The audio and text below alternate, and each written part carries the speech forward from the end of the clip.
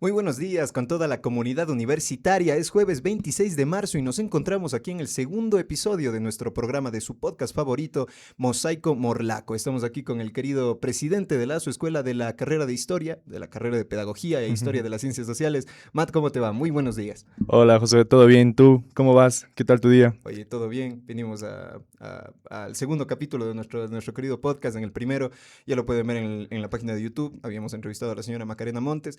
Ahora tenemos un invitado también muy, muy especial y con un tema que creo que puede ser bastante interesante para todos Muy los que interesante. estén, para todos los que estén interesados en la historia, inicios del siglo XX. Bueno, no inicios, Historia, mediados del siglo XX. política Claro. también, Va a entrar absolutamente todo lo que corresponde al espectro social. ¿sí? Creo que va a ser una conversación bonita y creo que nuestro invitado nos puede dar mucho también.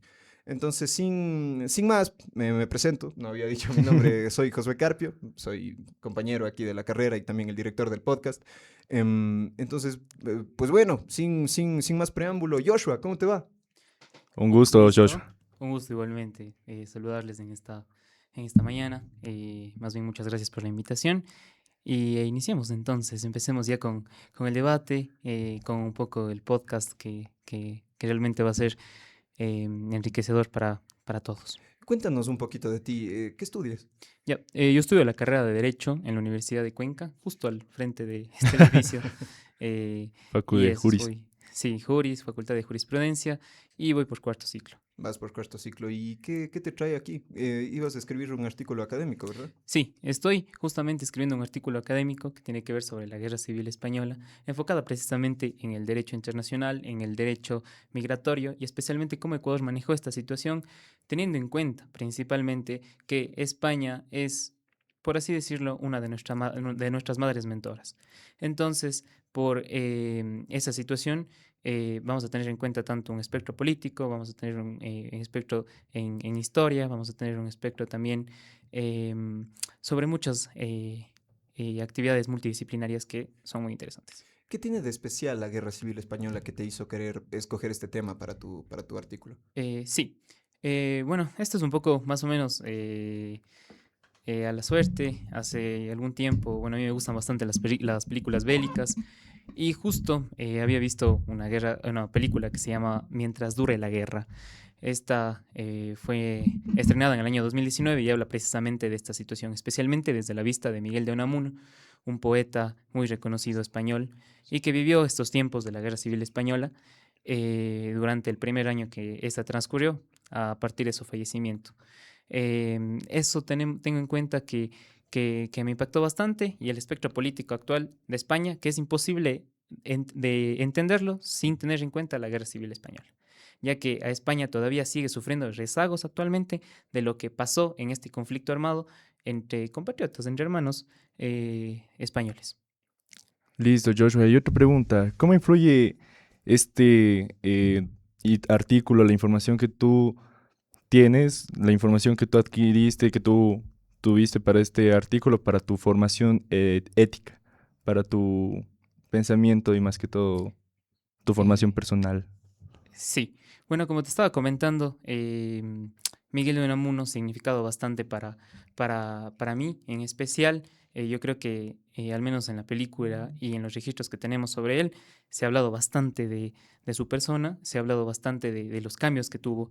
En este caso, él fue antirrepublicano, después estuvo en contra de la monarquía y se contradicía bastante. Se contradice bastante, entonces yo creo que todo el mundo especialmente mientras más te vas informando, más vas cambiando de pensamiento y tienes el derecho de hacer eso, de cambiar tus ideales sobre eso. En mi caso me pasó exactamente lo mismo, quizás yo tenía un pensamiento mucho más inclinado hacia un poco más de la derecha, pero al momento de Ok. informarme y al hacer este artículo y pasando el tiempo de nutrirme sobre el tema, he tenido un poco de influencia más tirándome hacia Hacia... la izquierda un poquito.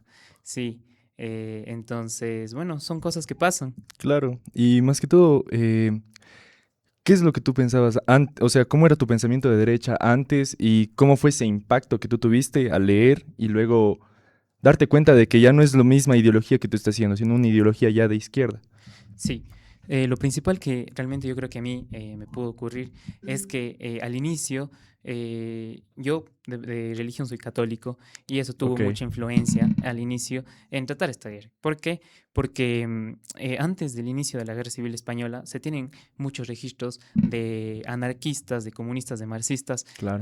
que incendiaban iglesias, que profanaban iglesias antes de que ocurra este conflicto en España, y eso generó que la Iglesia Católica tome una postura muy apegada a la derecha, y quizás eso me puede influenciar bastante a mi opinión, pero después de informarme sobre realmente toda la capacidad, un poco más de hasta doctrina de la propia Iglesia, de cómo trata estos temas, pues al final me termino inclinando un poco hacia la izquierda. Eso quiero decir. Joshua, ya entrando un poquito más en materia, para el espectador que tal vez esté un poco perdido en el tiempo, eh, ¿cómo podrías resumirnos de la manera más sencilla los bandos, los conflictos, el periodo, incluso el contexto bajo el que se terminó desarrollando la guerra civil en España? Justo un poquito antes. Primero sentémonos un poquito en el siglo. ¿Estamos hablando de qué siglo estamos hablando? Estamos hablando del siglo XX. ¿Ya? ¿Ya? Estamos hablando de una España, bueno, que sale ya a partir de una década de la Primera Guerra Mundial y se adentra al fin de una monarquía. En el año de 1931 cesa la monarquía a través de unas elecciones municipales que le dan el rechazo al rey Alfonso XIII, por lo cual se empieza a instaurar una república. A primera instancia, en las primeras elecciones de 1933, en estas elecciones gana el Frente Nacional, es decir, gana las derechas en España, porque hicieron una coalición entre conservadores, entre monárquicos, carlistas, etc. Entonces, ganan las elecciones y se celebran unas nuevas en el año de 1936, en donde ya no se coaliciona la derecha, más bien la derecha se separa, se divide, mientras que la izquierda aprende Va elección del cayendo. 33. Aprende elección del 33, se une en Unidad Popular y gana las elecciones de 1933. ¿Qué le queda al Frente Nacional, que estaba con el apoyo del bando militar? Hacer una sublevación a la República. Entonces podemos tener como en este caso un poco de inicio de cuáles son los bandos respectivos, ¿no? Quizás los conservadores intentando mantener la monarquía, intentando mantener los valores católicos en España, y quizás tenemos también al otro bando, al bando de izquierdas, por así decirlo, que busca hacer reformas agrarias, que buscan hacer reformas de la educación, ya no monopolizar la educación tanto a los sacerdotes o a los religiosos, sino que existan realmente formación laica. Entonces, eso no le gusta increíblemente a la derecha que pase este tipo de situaciones, y por eso empiezan las confrontaciones primero en las calles y que después que escala un conflicto nacional muy grande. Claro, y bueno, se sabe bien que la derecha tenía este miedo de que se forme una revolución bolchevique también. Tiene una gran influencia lo que es la revolución rusa, y le llaman al líder de la izquierda como el Lenin español. Entonces, ¿qué influencia tuvo? ¿Qué influencia tuvo para los de derecha, tal vez en las declaraciones que o lo que tú investigaste en tu artículo? ¿Cuál es esta influencia que tiene la Revolución Rusa con la Guerra Civil Española? Ya, es claro que, bueno, en este caso la Revolución Rusa tiene una influencia bastante clara y notoria. Desde que empezamos a ver que existen ya las figuras de milicianos y personas civiles, sindicalistas, obreros, que en este caso logran obtener armas y logran ser, aparte de los militares, una fuerza en las calles. Entonces ya podemos ver que hay esta figura del obrero, del trabajador, y hay esta figura, como habías comentado, que se lo llama el Lenin español. Hasta podemos ver que se celebraba la Revolución Rusa en Barcelona, en España. Podemos ver que hasta existen, en este caso, imágenes, y no sé si me permiten proyectar una que yo les había mandado más o menos por los recursos, Sí, o bueno, claro. les muestro por la parte de acá. Sí, se estará igual de todas formas mostrando en pantalla. Ya, Sí. listo, es la número 6, es la Guerra Civil Española 6.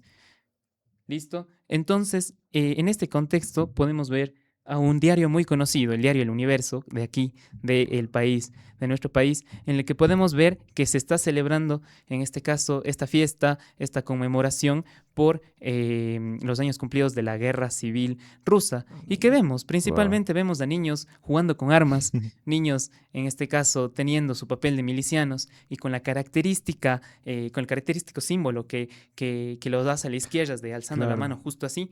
Entonces, esto yo creo que ya ya se empieza a formar unos lazos muy abiertos hacia el marxismo. Y casualmente eso también influye en que muchas personas ya no estén de acuerdo con el republicanismo a través de que empiezan a tener un poco más al bando marxista, un poco más al bando comunista. De hecho, hay un canciller, en este caso de nuestro país, encargado ¿no? de los negocios entre España y Ecuador, de apellido Alcilú. Alcilú, él es fiel a la República. Él es fiel a la República cuando inicia el conflicto armado, pero al momento en el que Caballero Largo empieza a poner a ministros comunistas, empieza a organizarse más entre estos adoctrinamientos del lado de izquierdas, él abandona, en este caso, la Cancillería y se pone a órdenes del bando nacional. Entonces ya Ok. podemos ver que existe ya una gran influencia y que dentro de la misma apoyo de la República que tenía en ese tiempo hay demasiados conflictos, demasiados inconvenientes, demasiado división interna que pudo haber sobrellevado que ellos hasta pierdan la Guerra Civil Española. Pero ¿tú consideras que el Estado tenía una postura oficial, incluso para poder restringir o darle más voz a lo que se terminaba publicando en la prensa? Ya, para esto tenemos que remontarnos principalmente a quién estaba gobernando el país precisamente al inicio de la Guerra Civil Española. Tenemos en este caso al gobierno de Páez. Páez era un gobierno que tenía mucha influencia conservadora. Tiene tal influencia conservadora, pero al mismo tiempo se contradice un poco porque tiene, por ejemplo, al ministro de Educación de apellido Zambrano, que este ministro de Educación es izquierdista, es partidario del movimiento socialista acá en el Ecuador y que precisamente al momento en el que se intenta dar un golpe de Estado al mismo presidente Páez, participa su hijo, el Wambra Zambrano, y Ah, es ya. un héroe. En este caso se le considera para el movimiento socialista un héroe porque él muere en esa revolución que no se lleva a cabo y ya se tienen pues los primeros inicios de que la gente al menos no estaba conforme, al menos el sector intelectual, acá en el Ecuador. Entonces, esta es la postura que tomó un poco el gobierno. Al final nunca se decantó el gobierno de Páez a ser un gobierno que apoyaba al bando nacional ni al lado republicano. Se mantuvo en completa ¿Neutralidad? neutralidad. En completa neutralidad. Eso sí, después de que pasó este intento de golpe de Estado, se censuraron las universidades, no se abrieron para más, de hecho se cerraron durante ese tiempo las universidades, hubieron demasiada prensa que fue censurada. Podemos tener en cuenta el diario de La República, que era un diario muy conservador, y aún así Páez los restringió, los censuró, y bueno, esto sobrecava hasta que en el año de 1937 su ahijado es el mismo que le da el golpe de Estado, Enríquez Gallo Wow. le da el golpe de Estado y él empieza con una política un poco más abierta, un poco más progresista. De hecho, es recordado el presidente Enríquez Gallo por, en este caso, emitir el Código del Trabajo. Entonces, se tiene en este caso un avance sobre los derechos, especialmente de los trabajadores, y más tildado más a la izquierda. En el gobierno de Páez se prohibían de por sí las reuniones para hablar en apoyo a la República Española, mientras que en el de Enríquez Gallo ya se permiten estos, ya tenemos a Jorge Carrera Andrade que empiezan a haber revueltas, que empiezan a haber, en este caso, movimientos, que empiezan a haber mucha más libertad en cómo expresarse a través de esta guerra. ¿Y sabes si se legisló o se dio algún decreto específico que cortara toda esta semilla republicana, esta semilla falangista dentro de las instituciones públicas? Sí, para mi opinión, Enríquez Gallo fue una persona que sí pudo haberse considerado progresista, pero él envía un cablegrama a todos los consulados de España en el año de 1937, si no mal me equivoco, y él en este cablegrama informa y dice que no quiere que se emitan visados de forma acelerada, de forma como se lo tuvo en México. En México podemos ver que hubo miles de personas refugiadas que salieron al exilio, mucho más del lado republicano, y aquí él pues manda esta orden de no emitir visas. Aparte de eso, se hace una ley, en este caso de migración, en el tiempo de Enríquez Gallo, en el que se le da estas dificultades, se les da estas trabas para que no se emitan visados a los españoles. Y nos cuentan casos específicos. He podido observar cartas en las cuales se emiten de personas que por la desesperación de salir de la guerra van al consulado ecuatoriano en Madrid y dicen, me gustaría de esta manera pedir la ciudadanía por parte de mi padre, que se casó con una ciudadana española, él es ecuatoriano, soy hijo de ese matrimonio, y al final, por estas mismas restricciones, al final le es negada la visa. Entonces, ya podemos ver que existe una regla muy tajante por parte del gobierno de Enríquez Gallo de no intervenir. Ahora, para mí las razones es de que no le convenía a Enríquez que mucha persona, mucha influencia izquierda, marxista, venga acá al país. ¿Por qué? Porque puede ocurrir precisamente lo que pasó en España, precisamente lo que pasó en este país, mucha influencia izquierda, y ese es el miedo principalmente que tenía tanto el sector conservador como el ejecutivo, como el gobierno. Que se siga promulgando. Pero aún así no podemos negar que hubo una afluencia de refugiados que hayan llegado a Ecuador, ¿verdad? Sí, tal vez tienes en tu investigación, en tu artículo, ¿viste cartas que tal vez hubo fugas o que tal vez cuál es la carta que más te llamó la atención de esto justo de lo que estamos hablando de Enríquez Gallo? Ya, sí, existen algunos registros de lo que hubieron de personas que pudieron refugiarse. Por ejemplo, de una persona que estaba siguiendo su carrera de veterinaria en España, que había viajado de acá, de Ecuador hacia España, y quedó atrapado en esta guerra civil.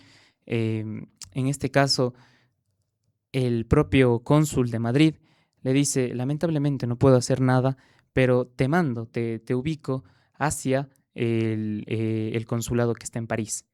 El consulado que está en París tampoco quiere atreverse a darle un visado, por igual el cablegrama que habíamos escuchado que se debe emitir de forma mínima las visas, y especialmente que estén involucradas en la Guerra Civil Española. Y el consulado de Madrid toma el riesgo de darle este visado y sale del país. Entonces, esto es lo que más me interesó. Es uno de los pocos casos en los que pudieron personas salir del país. Hubieron personas que quedaron atrapadas. Se cuenta que personas huyeron también a Francia, a los distintos consulados de Francia. Y se cuentan en registros, ¿no?, que estos consulados dicen, necesito, ministro de Relaciones Exteriores, que por favor se me retribuya 380 francos que yo pude prestarle amablemente porque estaba en condiciones de indigencia. Y yo por el momento estoy intentando en el consulado mantenerlo, estoy en el consulado dándole quizás un poco de dignidad a la persona hasta que se resuelva este conflicto.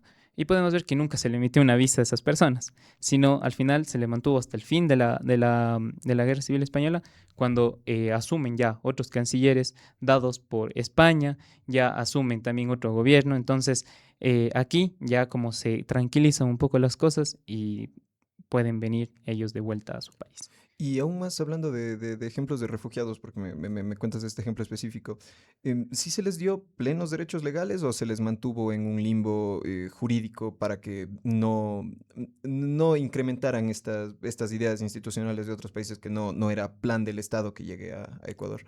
Sí, en este caso hubo algunos refugiados específicamente que se quedaron en un limbo, como te había comentado antes, en el que no podían ni residir tanto tiempo en Francia ni salir del país. Entonces, no tenían en este caso una seguridad de qué voy a hacer, de qué es lo que sigue, ¿no?, hasta que termina la Guerra Civil Española.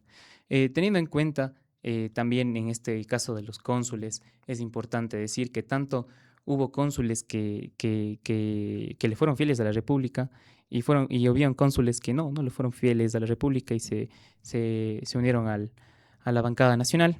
podemos ver el ejemplo de Castells. Castells es un cónsul honorario, es decir, que por honores él tuvo la amabilidad de participar como cónsul desde el año, si no estoy mal, 1929.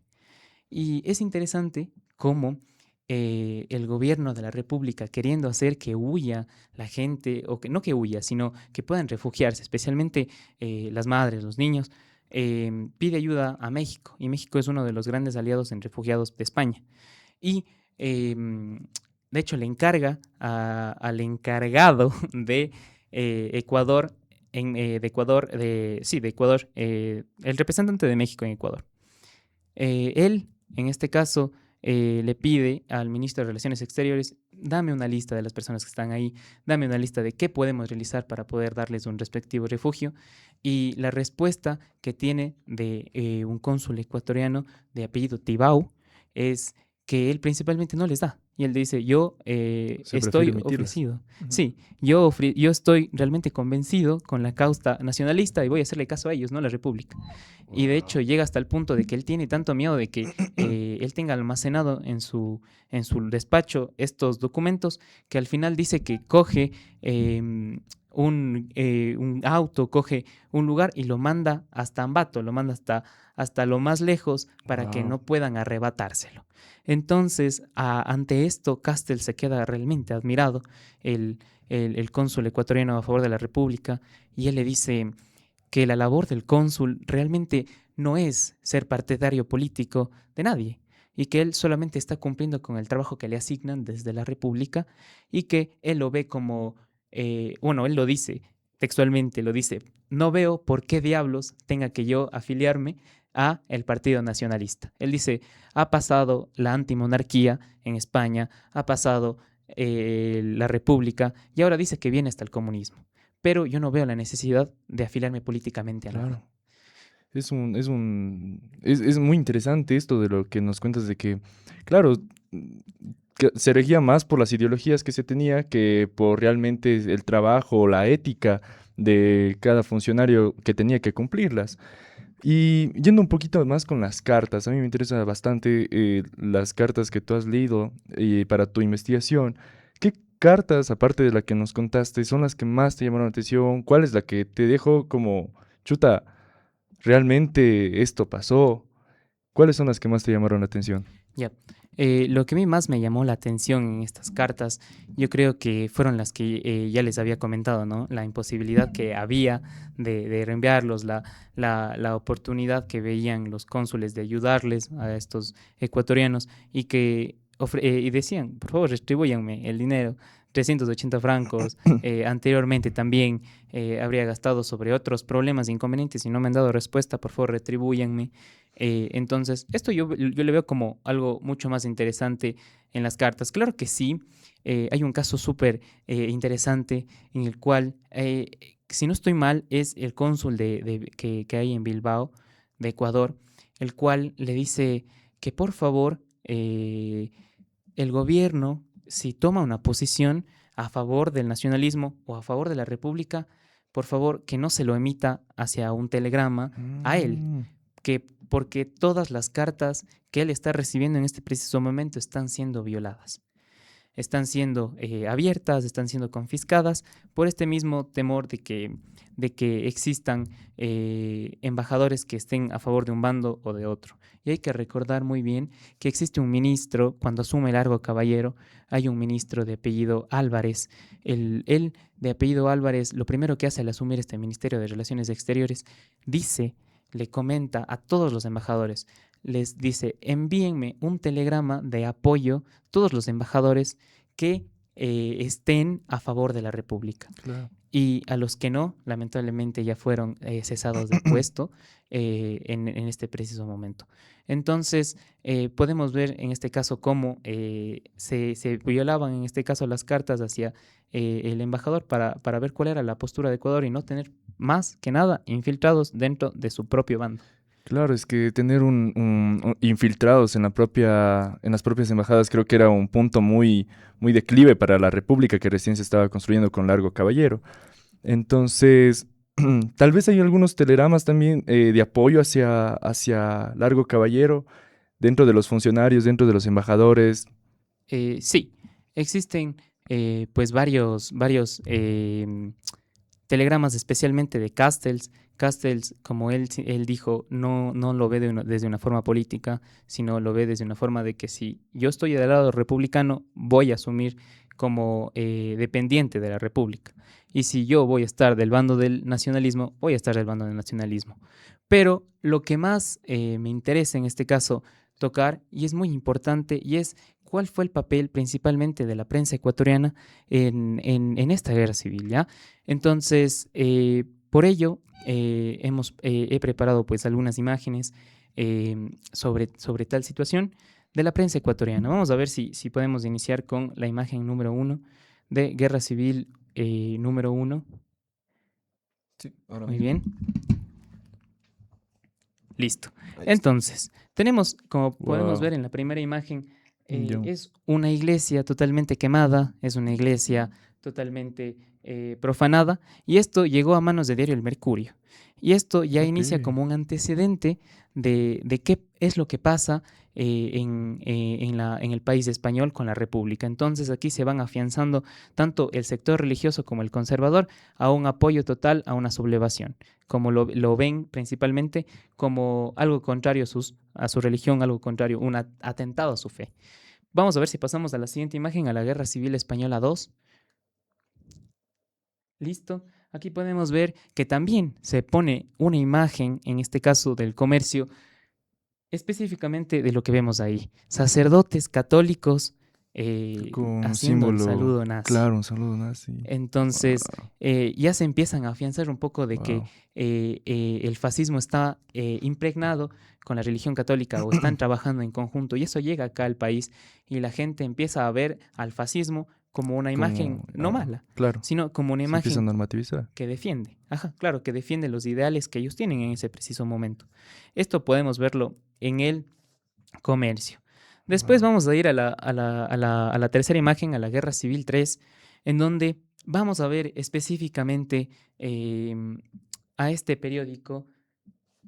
Muy bien, listo. Vamos a ver a este periódico, el cual ya nos está hablando un poco,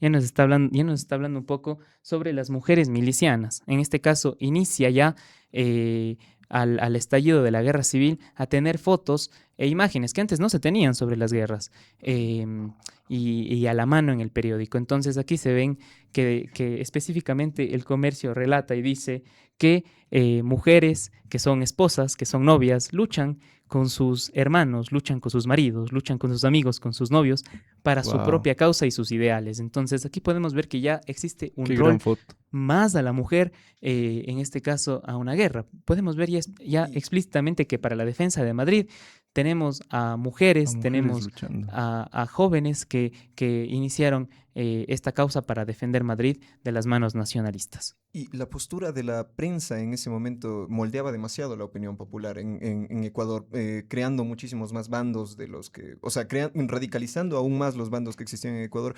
Hubo consecuencias violentas, tal vez en las calles ecuatorianas o en algún evento violento que haya ocurrido en Ecuador, a partir de la división que generaban estas ideas importadas desde Europa. Sí, es muy interesante ver que existe un registro de que más o menos por el año de 1938 llega un buque italiano a Guayaquil. Este buque italiano iba a ser recibido tanto por miembros de la falange eh, española radicada en Ecuador, que es muy interesante también, quizás si vamos a hablarlo un poco más adelante, es un grupo ultranacionalista que Apoyó a la apoyó durante la guerra civil aquí en Ecuador nacionalista. bastante. Ok. Y en este caso se ve que cuando llegan estos buques italianos se reúnen con varios funcionarios alemanes, italianos también, Aquí en Ecuador. aquí en Ecuador, se reúnen, y al momento en el que van a tener esta reunión, es importante conocer, y que nos dicen los registros, que llegaron varios jóvenes a interrumpir y hasta que fueron a los golpes. Hasta hay registros de que fueron hasta los Wow. golpes estos personas Claro, de entonces izquierda y todo. ya está empezando un conflicto entre izquierdas y derechas, o entre fascistas o ultranacionalistas con republicanos, bueno, con la idea de republicano, del marxismo, comunismo, aquí también en el Ecuador. Sí, Wow.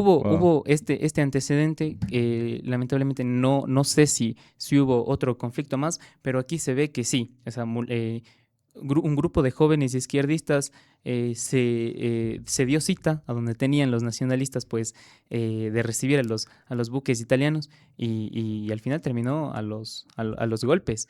Entonces, eso es muy importante. Tanto del bando izquierdista podemos ver que existe mucha influencia por parte de Federico García Lorca, ¿no? Que fue asesinado, fusilado por el bando nacionalista Wow. meses después del inicio de la Guerra Civil Española. Entonces, ahí es cuando muchos intelectuales empiezan a, a dar sus crónicas, a dar sus opiniones sobre esta infamia que acaba de pasar. Y específicamente lo que, lo que quiero ver en este caso de Federico García Lorca es que existe ya una influencia y que activa quizás al movimiento izquierdista, al movimiento socialista, a tomar cartas en el asunto. Por eso podemos ver varias crónicas de Jorge Carrera Andrade, podemos ver bastantes crónicas incluso en periódicos que Ya. se tienen mucho registro. Y una pregunta, a mí hasta ahora me resuena, hasta ahora se queda esta imagen de propios sacerdotes de la Iglesia Católica haciendo el saludo nazi, pero desde tu opinión, ¿por qué piensas que a la Iglesia le favorece, le interesa, sabiendo de que promueve valores católicos, cristianos, a favor de la vida, a favor de la igualdad, a favor del bien común más que todo, ¿no? Pero por qué le interesa estar en el lado nacionalista sabiendo que el lado nacionalista no promueve estos valores o estos Hay derechos? una contradicción. Claro, hay una contradicción, pero Sí, Son intereses más económicos, políticos, como al final entendemos que la iglesia siempre ha funcionado como una institución de poder. claro, pero sí. sí, Eh, justo lo que dice Josué. listo. Yo creo que la Iglesia Católica actúa, tanto en España como en Ecuador, por miedo. Actúa por miedo porque se le estaba viniendo el marxismo, se le estaba viniendo el bolchevicismo, que en este caso son ideologías ateas. En la Unión Oh, Soviética claro. no tenían, en este caso, una religión, estaba prohibido el culto a la religión. Y por esta misma razón es que tienen miedo los, en este caso, obispos, monseñores, sacerdotes, de que de alguna u otra manera, si gana el bando republicano, la guerra civil, pues van a tener que exiliarse, toda la cultura que hay, especialmente en España, que es un país ultracatólico hasta ese momento, Claro. eh, y ya tuvo un antecedente, ya hubieron antecedentes de quema de iglesias, ya hubieron bastantes antecedentes sobre eso, hasta que hay hasta registros de que se crearon los famosos requetés. Los requetés ¿Qué que nos eran los dicen, requetés? los requetés nos dice la historia que son muchachos, son personas ultramente católicas que defendían las iglesias. Ya. Defienden las iglesias en ese tiempo, se les puede ver con armas y todo para que no existan estas profanaciones, para que no existan la quema de iglesias. ¿Y Wow. eran Entonces, reconocidos por la misma iglesia del Estado o eran simplemente jóvenes que... Voluntarios. Ajá. sí, eran voluntarios, no tienen ningún reconocimiento de la iglesia ni nada por el estilo.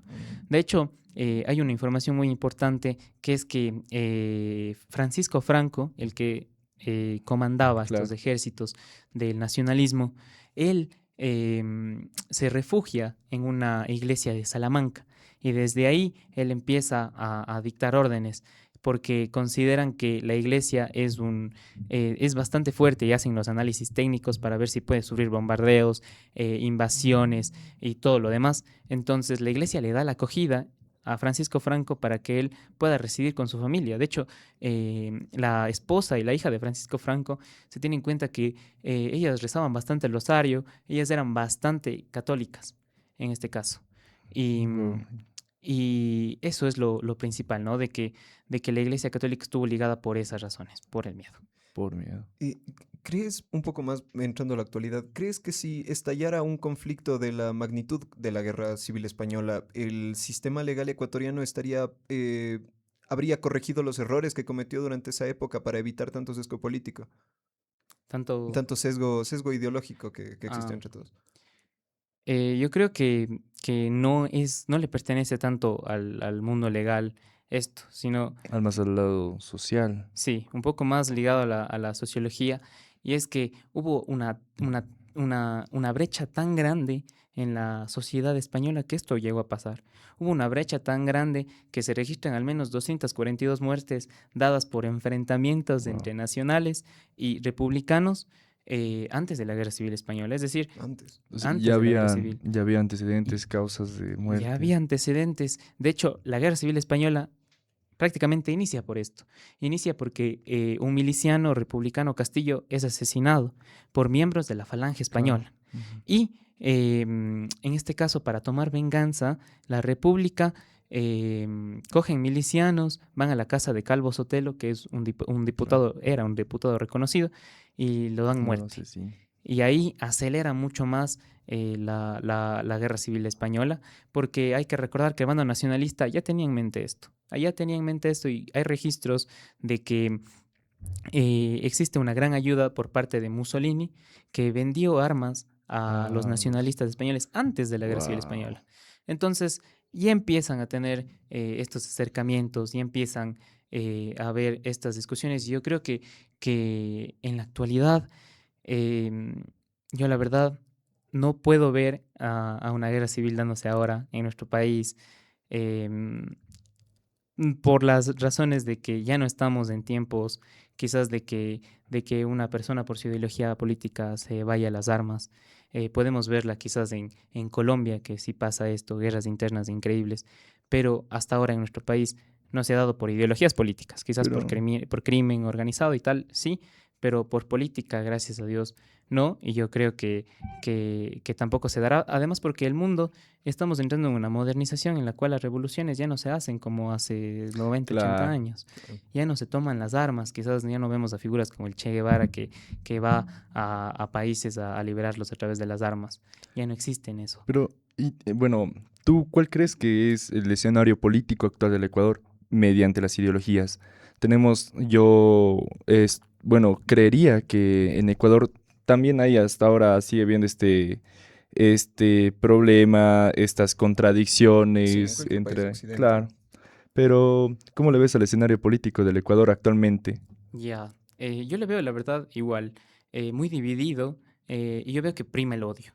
Y eso es algo muy Ya, importante tomar en cuenta, porque lo primero que primó en la Guerra Civil Española es precisamente el odio, es precisamente el odio a los marxistas que vienen a implantarnos sus ideas, que vienen a sacarnos a la monarquía, que vienen a hacer tal, y específicamente pasa lo mismo en nuestro país. Nuestro país se maneja por el odio. Yo, en mi opinión, creo que mucha gente ha votado en las últimas elecciones por el odio. pero, y otra pregunta, ¿no crees que también sea por la ignorancia? O sea, en el buen sentido de la palabra, la ignorancia, que muchas de las veces, justamente con el odio y la ignorancia, mezclan pensamientos de que justamente la izquierda le satanizan demasiado a la izquierda, como la Guerra Civil Española. Pero, ¿qué pasa con eso? O sea, tal vez no crees que también sea la ignorancia y el odio unidos. Sí, yo creo que sí. Quizás la ignorancia, la gente que dice, yo no me meto en política, pero al final le sale una publicación en Facebook que dice, la izquierda está haciendo tal cosa en Venezuela y tiene la culpa y nos van a traer el hambre y la miseria a nuestro país. Entonces, yo creo que sí es una combinación importante, como tú comentaste, la ignorancia y el odio que se empieza a generar. Que esto es una oleada que últimamente ha estado pasando Claro. y se va radicalizando un poco más. Tenemos al gobierno de Milei, un absolutamente... Milei, un- tienes a Cast.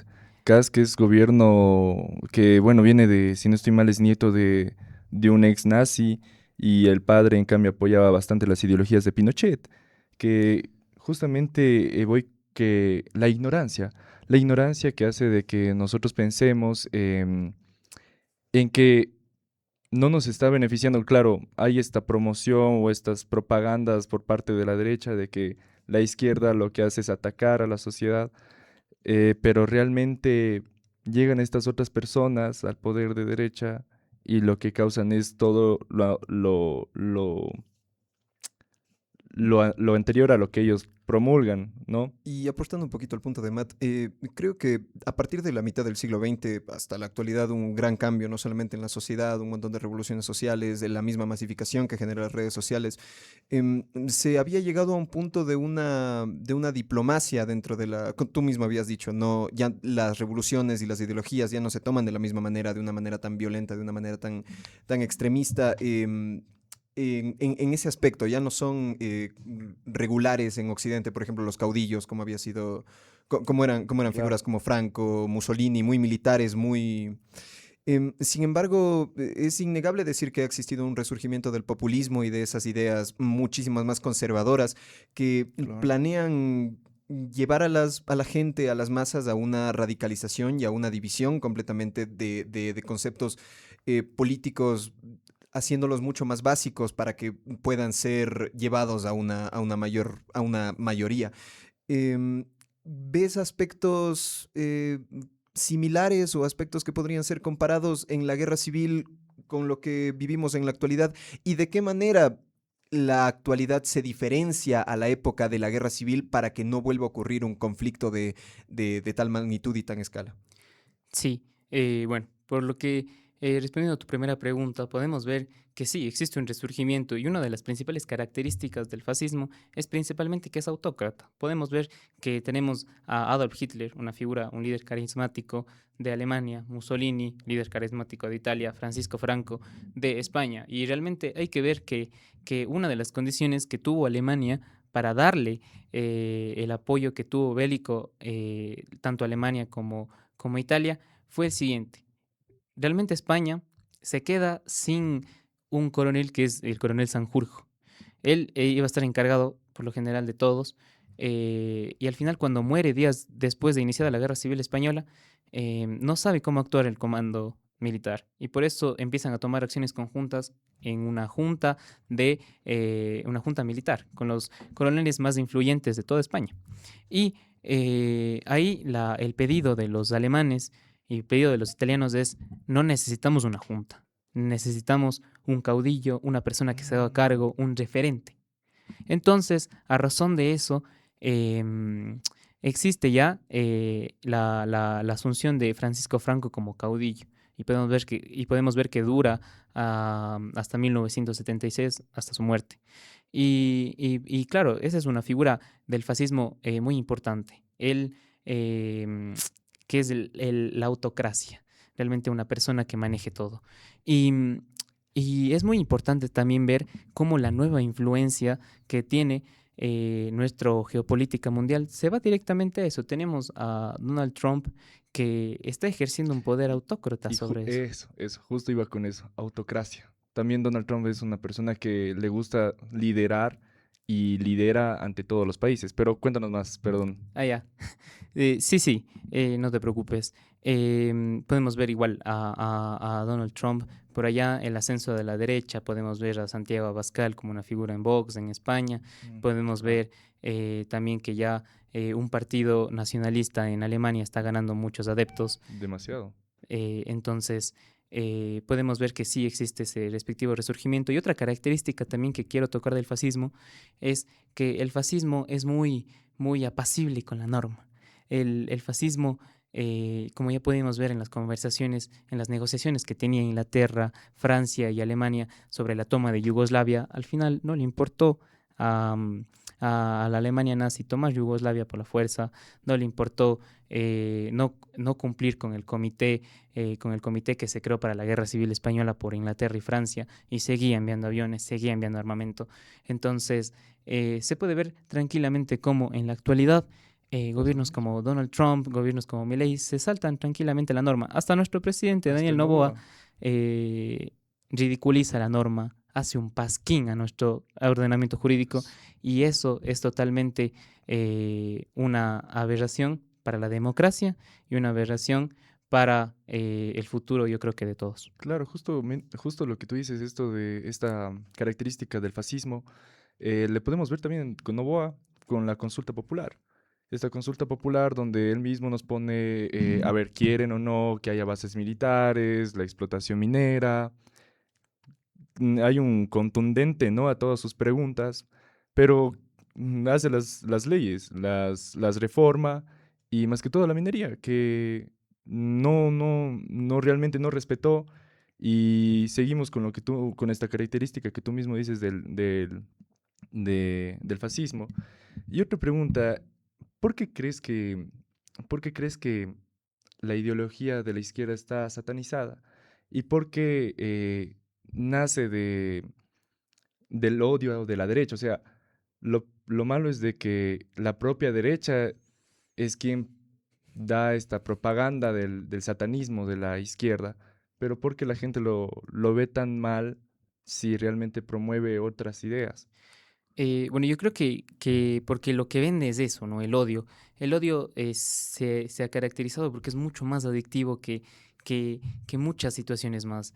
Es mucho, mucho más adictivo. Tenemos en cuenta que Donald Trump, cuando fue a sus primeras primarias en Estados Unidos, se enfrentó ante un político que que sin embargo le daba como mucha más apertura al gobierno republicano.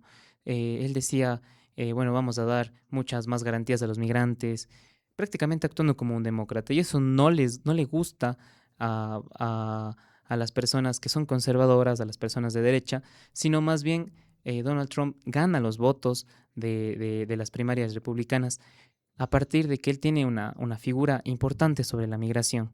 Él tiene una figura de tolerancia cero hacia la migración para llegar a la presidencia. Y llega a la presidencia en el año 2016 precisamente Claro. con esta política. Entonces, para mi opinión, es que el odio vende.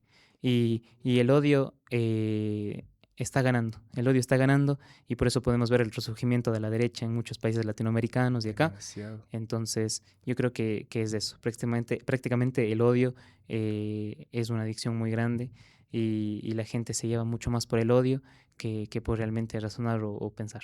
Y alejándonos un poco de las figuras clave, que son los líderes políticos, en el comportamiento de la gente, en la opinión popular, ¿existen patrones que se repiten ante situaciones como las que estamos viendo de divisiones ideológicas, que podríamos de alguna manera no predecir, porque es imposible predecir en este tipo de casos, pero entender de alguna manera cómo funciona las masas? Sí, yo creo que si lo ponemos en la actualidad, podemos ver que de hecho en Ecuador sí existe o existió la Falange Española, que era un peso bastante grande y de hecho lo preside Jaime Nebot, abuelo del que va a ser alcalde de Guayaquil, ¿Ya? Jaime Nebot. El abuelo de este alcalde que fue Ujú. hace algunos años en Guayaquil fue el que presidió la Falange. Él fue español, él fue catalán y él residió aquí. Entonces tuvo Oh. bastante influencia, él fue el presidente, de hecho un periódico llamado, tienen un periódico por acá llamado La Nueva España. Tienen un La periódico Nueva llamado La Nueva España. España que en esos tiempos, muy bien, ahí dice, órgano de la Falange Española tradicionalista y de las Wow. Jons en Ecuador. ¿Ya? Entonces podemos ver ahí Y que ya existen. es del abuelo de Jaime Nebot. Es del abuelo de Jaime Wow. Nebot. No sé si podemos pasar a la siguiente foto, por favor. Aquí podemos ver que el diario de Nueva España nos dice bajo la bandera nacionalista y podemos ver que ponen una foto, una imagen de unos niños haciendo el saludo nazi a Francisco No. Franco. Wow. Entonces, em, esto es principalmente lo que se tenía en ese tiempo. La Falange, tenemos informaciones propias del periódico que nos dice que hubo más o menos más de, si no estoy mal, más de 950 adeptos en todo el Ecuador, es decir, que estaban afiliados a la Falange. Entonces, Wow. eso nada más. Yo creo que si lo ponemos a un contexto actual, listo. Eso yo creo que nos queda como reflexión de que puede pasar esto Sí, en una nueva del Ecuador. justamente para ir cerrando ya el podcast, que la verdad es de que nos queda para un siguiente capítulo, no pasaría nada, pero ¿cuál sería tu reflexión? Una reflexión breve sobre lo que está pasando en la actualidad con este nuevo resurgimiento de la derecha, del neofascismo, con lo que acabamos de ver de la Guerra Civil Española.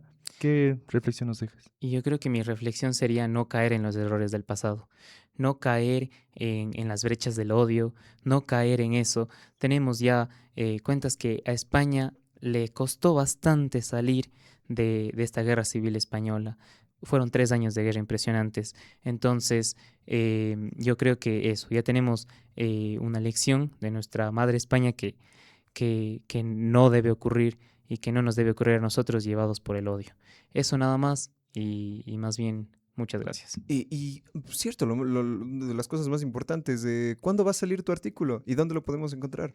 Sí, saben que estoy esperando para el tomo 2 de la UDA Law Review que pueda salir en esta ocasión. Lamentablemente no alcancé al tomo número 1 que fue hasta Ok. febrero, pero esperemos que hasta el mes de junio, julio, pues podamos iniciar con el tomo 2 y si no es posible, pues en este caso hacer las correctivas para en un futuro poder postular quizás a otras revistas, quizás a la revista de acá de la Universidad de Cuenca o igual mantenernos a expectativa de la revista de UDA Law Review. Perfecto, mi querido Joshua. Entonces, simplemente por cuestión de tiempo vamos a ir finalizando por aquí el espacio. Me parece que fue una conversación bastante Interesante. nutritiva, interesante. Pudimos haber Demasiado. tocado muchos aspectos que creo que la mayoría de nosotros no conocíamos acerca de la cultura ecuatoriana en el siglo XX, que es un libro impresionante para hablar y para seguir hablando Demasiado. durante todo el tiempo que tengamos. Supongo que contamos contigo si es que Hay una segunda si es que hay parte. una segunda parte en la que podamos hablar mucho más desde el ámbito incluso más jurídico bueno, del tema que hemos estado hablando durante todo el capítulo. Listo. Yo les agradezco mucho por la invitación y igual es un tema muy extenso. Aquí tengo yo el documento y no vimos creo que ni la mitad de lo que de lo que tratamos. Entonces yo creo que igual es un tema extenso y nada, a las órdenes. Si hay una segunda parte, muy gustosos y para servirles. Muchas gracias. Gracias, de verdad, gracias a todo el público que está oyendo. Gracias, Joshua, perdón, por aceptarnos la invitación. Y bueno, nos vemos en un siguiente capítulo. Les esperamos, chicos. Gracias.